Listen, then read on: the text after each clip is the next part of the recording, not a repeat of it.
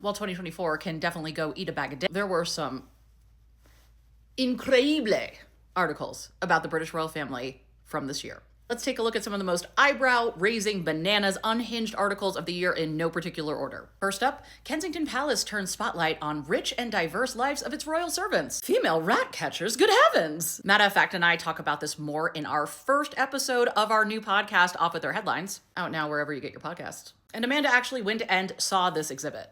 It's not quite how it's framed here, but this story is to counteract the idea that the British royal family is not making progress when it comes to diversity and racism. To mention, this is a few weeks after allegations came out about who allegedly made remarks about Archie. Yes, highlighting the fact that marginalized people are still not in positions of power and higher up positions within the institution certainly clears all that up. Next up, a story I think about at least once a week. Prince Edward meets 192-year-old tortoise and blames men for screwing up the world. While this headline makes it seem like Edward met the turtle that knew both his grandfather and his mother, Jonathan. It is Jonathan the tortoise, not Johnny, not John. It is Jonathan. And the idea that that turtle radicalized him to then go make a statement in front of an all-female nurses and doctors conference to say, you know, men aren't doing a really great job. And the royal family being like, your brother's king, he's a guy. And suddenly after that,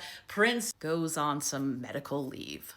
Let Prince out of the cage where he is eating one mince pie a day and let him live. Let him spread the good word and let him bring Jonathan with him. Here's an unhinged column for you. Watching Scoop makes me think Prince Andrew was played by Newsnight. And now, unbelievably, I'm starting to feel sorry for him. But I understand that a movie based on a book of an account of how something occurred, in which a complex, multi-dimensional version of Prince Andrew is presented, and not the normal 2D good or bad image that is presented of the royals in the British media, would be kind of confusing. The author also takes issue with the fact that they are gleeful looking at the numbers on social media spark as this interview is going on, and Andrew continues to dig himself further and further and further.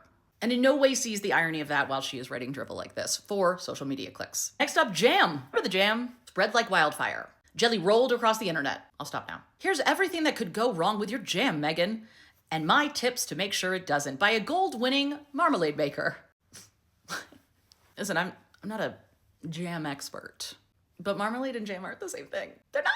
This piece is from March of 2024 after Kate and William have been spotted at the farm, but before the video announcement with her health update. Kate Middleton deserves downtime after Meghan Markle drama, claims expert.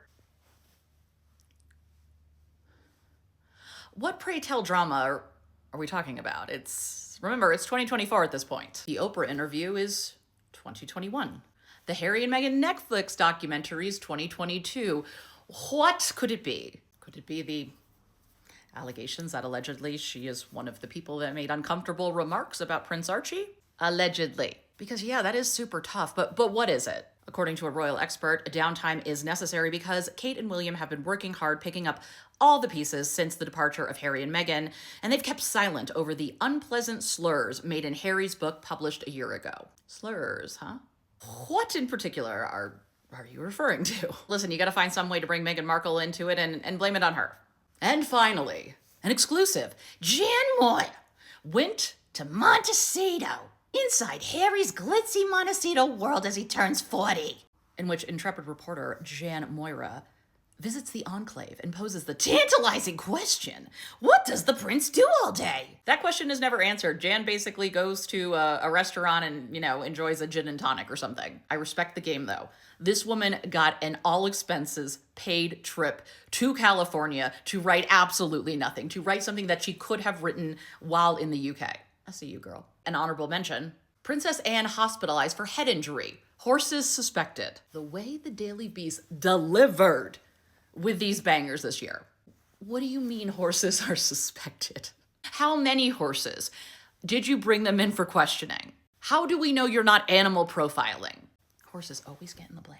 That is the roundup of some of the wildest articles about the British royal family from 2024. I can't wait to see what 2025 brings.